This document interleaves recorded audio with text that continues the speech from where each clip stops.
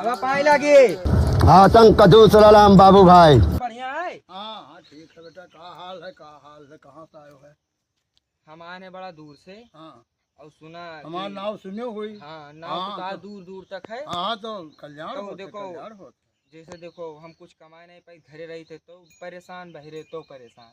तो का चाहत हो हमसे? हमारे ऐसा कह दो कि पैसा हमारे पास आवे ला गया था। हाँ, भाई ओकरे लिए देखो बस है, बिना पीठा के भवानी नहीं होती। तो हाँ सब कुछ ठीक ठाक हो जाई।